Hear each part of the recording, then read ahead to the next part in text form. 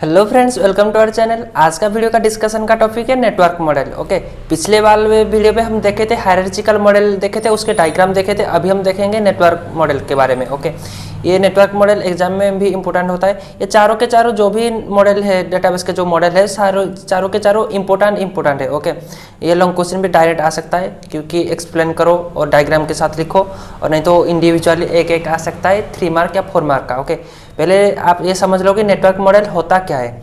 Network मतलब क्या आप समझते हो? नेटवर्क मतलब एक से एक कनेक्टेड होना, एक दूसरे से कनेक्टेड होने को बोलते हैं नेटवर्क। ओके, कनेक्ट होने को ले तो देखते हैं नेटवर्क मॉडल क्या होता है। टाइम वेस्ट नहीं करेंगे। Basically network model is the extension of hierarchical model. Extension of hierarchical model मतलब क्या? हायरार्चिकल मॉडल में क्या होता था?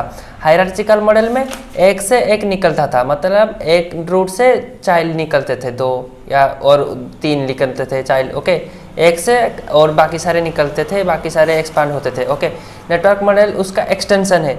एक से बाकी सारे एक्सपांड होंगे बट एक दूसरे से कनेक्टेड होंगे। नेटवर्क का मतलब क्या है? एक दूसरे से कनेक्टेड होना, इंडिविजुअली एक दूसरे से कनेक्टेड होना। ओके, उसके वो बोलते हैं हायरार्चिकल मॉडल का extension. Okay, in this model data is organised more like a graph and are allowed to have more than one parent node. Okay, more than one parent node। Hierarchical model में क्या था? सिर्फ एक ही parent node था और उसके child node काफ़ी सारे थे।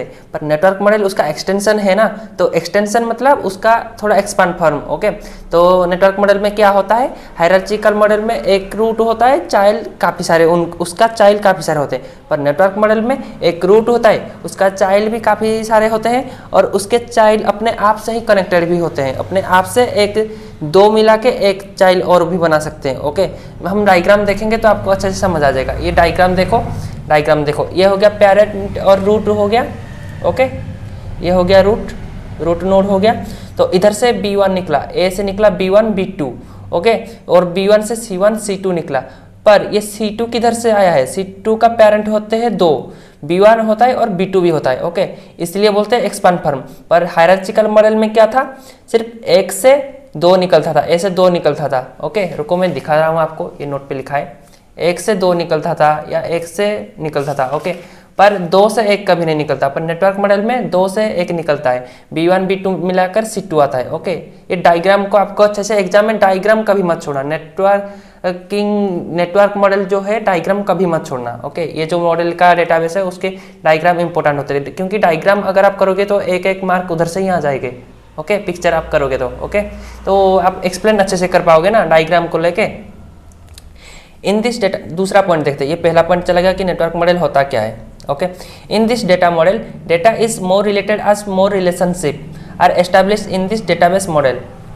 ये डेटाबेस वाले मॉडल पे, नेटवर्क डेटाबेस वाले मॉडल पे डेटा रिलेशनशिप में जो होते हैं मोर एस्टैब्लिश होते हैं, ज़्यादातर रिलेशनशिप एस्टैब्लिश होते हैं। उधर क्या होता था हायरार्चिकल मॉडल पे होता था 1 to many, पर इधर 1 to many होता है और many to 1 भी होता है। ओके, many to many भी होता है। तो कैसे होता है ये देखो, 1 से निकला 2, ओके, 2 निकले तो 1 to many हो गया, और many से 1 हो गया, many to 1 हो गया, और many से many हो गया। कैसे? इधर many आएगा, ये दोनों many आ गया तो इधर से फिर और 2 निकलेगा। ऐसे ऐसे बढ़ते जाएंगे। ओके, ऐसे ऐसे निकलते जाएंगे, मतलब हायरार्ची के हिसाब से एक्सपांड होते जाएंगे और अपने आप से भी कनेक्टेड होंगे।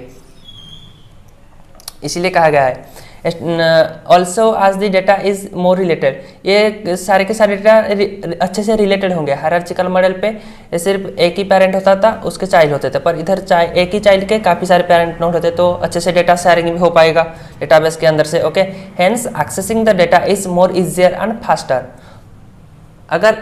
अगर मान लो कि एग्जाम्पल लेके मान लेते हैं कि आपके पास आपका दोस्त का नंबर है और उसके पास और एक दोस्त का नंबर, उसके दोस्त का नंबर है, पर आपके पास डायरेक्टली उस दूसरे दोस्त का नंबर नहीं है ना, तो आप कैसे एक्सेस करोगे दूसरे फ्रेंड का नंबर? आप अपने दोस्त को पूछोगे कि भाई उस दोस्त का नंबर दे, तो वो देगा। तो ऐसे आप डायरेक्टली एक्सेस नहीं कर पाओगे। पर अगर आपके पास आपका नंबर है, आपके फ्रेंड के पास आपका दोस्त का नंबर है, और आपके पास भी उसी फ्रेंड का नंबर है, तो आप कैसे एक्सेस करोगे? आपके पास तो डायरेक्ट हो गया, डायरेक्ट उसको कॉल कर दोगे तो एक ही टाइम पे हो गया, एक्सेसिंग फास्ट हो गया। ओके, इसीलिए नेटवर्क मॉडल पे डेटाबेस के जो नेटवर्क मॉडल होते हैं डेटा को एक्सेस करने के लिए मतलब आसान होता है। कैसे, देखो इधर डायग्राम पे सारे के सारे बातें छुपी हुई है। ओके, अगर B1 चाहेगा C2, अगर A चाहेगा B1 से डाटा एक्सेस करना तो एक्सेस कर सकता है। अगर A चाहेगा C2 से डाटा एक्सेस करना, कैसे करेगा? ये डायरेक्ट B1 से पूछेगा कि C2 से डाटा ला के दे, तो C2 डायरेक्ट B1 के तरफ से ला के देगा। अगर नहीं तो अगर क्या, नहीं तो B2 से ला के देगा। ओके, ऐसे अपने आप से ही कनेक्टेड होते हैं सारे के सारे, मतलब ये नोड अपने आप से पूरे के पूरे कनेक्टेड, एक चेन की तरह कनेक्टेड होते हैं, नेटवर्क की तरह कनेक्टेड होते हैं। जिसको भी जिधर से डाटा चाहे मतलब लाना है वो डायरेक्टली पूछ के ले जा सकता है। ओके, ऐसे तो मतलब ये इंसान तो नहीं है ना, थोड़ी ना इंसान है को पूछ के लेगा, मशीन है। पर हम इसके जो डेटाबेस के मॉडल कैसे डिजाइन करते हैं ना, उसके बारे में हम पढ़ रहे हैं। ओके, नेटवर्क मॉडल के बारे में आगे दिखते हैं। अच्छा, इंपॉर्टेंट 3 मार्क है, कभी मत छोड़ना एग्जाम पे। Okay, in many to many mapping this data model is mostly used. Many to many relationship का जो मैपिंग होता है, इस ये वाले डेटा मॉडल हम ज़्यादातर यूज करते हैं, नेटवर्क डेटा मॉडल इसको बोलते हैं। Before relational model this type of mostly widely use data model are used. Relational model के डेटाबेस है, उसके पहले से हम ये वाले डेटाबेस मॉडल को ज़्यादातर यूज करते थे। ओके, रुको मैं आपको एक चीज़ दिखाता हूँ। पहले हम पढ़े थे हायरार्चिकल मॉडल, उसके बाद में पढ़े नेटवर्क मॉडल, उसके बाद एंटिटी रिलेशनशिप मॉडल और उसके बाद रिलेशनल मॉडल। ये सारे के सारे सिस्टम में आ रहा है। पहले ये था, फिर ये था, इसके कुछ खामियां थे तो नेटवर्क मॉडल आया। नेटवर्क मॉडल के भी कुछ छोटा मोटा सा कुछ मतलब खामियां होगा तो ये वाला आया, उसके बाद ये वाला आया। ऐसे ही काफ़ी के सारे इंक्रीज होते जाएंगे, क्योंकि टेक्नोलॉजी दिन भर दिन बढ़ता जा रहा है, तो उसके हिसाब से टेक्नोलॉजी इंक्रीज होता जा रहा है, मतलब एक्सपांड होता जा रहा है और नए नए चीज़ें आ रही है, तो उसके हिसाब से इम्प्रूव थोड़ा सा करना पड़ेगा ना, नहीं तो उधर ही अटक के रह जाएंगे। ओके, तो अभी हमने देखा नेटवर्क मॉडल के बारे में, आगे हम एंटिटी रिलेशनशिप मॉडल के बारे में देखेंगे, ER मॉडल, और उसके आगे देखेंगे relational data model. Okay, relational data model एक अच्छा टॉपिक है, कॉन्सेप्ट थोड़ा अच्छा है, मतलब आपको समझना पड़ेगा। ओके, तो अगर ये वाला वीडियो आपको अच्छा लगे तो वीडियो को लाइक कर देना, और चैनल पे नए हैं तो चैनल को सब्सक्राइब कर लेना, क्योंकि डेटाबेस के पूरे प्लेलिस्ट इधर आपको मिल जाएंगे। और वीडियो थोड़ा सा लेट आ रहा है क्योंकि मेरा एग्जाम चल रहा है, मैंने बताया था मेरा एग्जाम चल रहा है ना, तो उसके हिसाब से थोड़ा वीडियो लेट आ रहा है, इसीलिए एग्ज़ाम ख़त्म होने तो वीडियो अच्छा से आ जाएगा। ओके, और मेरा एग्जाम चला तो ये मेरा लैब रेकॉर्ड था, ये मैंने बनाते बनाते टाइम हो गया। ओके, मेरा जो कॉलेज है गवर्नमेंट ऑटोनोमस कॉलेज। ओके, तो लैब रिकॉर्ड बनाते बनाते थोड़ा सा टाइम हो गया। अभी प्रैक्टिकल एग्जाम चल रहा है मेरा, तो वीडियो रेगुलर नहीं आ पा रहा है। ओके, अगर प्रैक्टिकल एग्जाम खत्म हो जाए तो मैं उसके बाद से वीडियो पूरे के पूरे रेगुलर डाल दूंगा, आपको पढ़ने में आसानी होगी। ओके, अगर कुछ भी आपके मन में सवाल हो तो इंस्टाग्राम पे कांटेक्ट करना और मैसेज देना, तो मैं उधर आपको सारे के सारे आपके जो भी डाउट होंगे समझा दूंगा।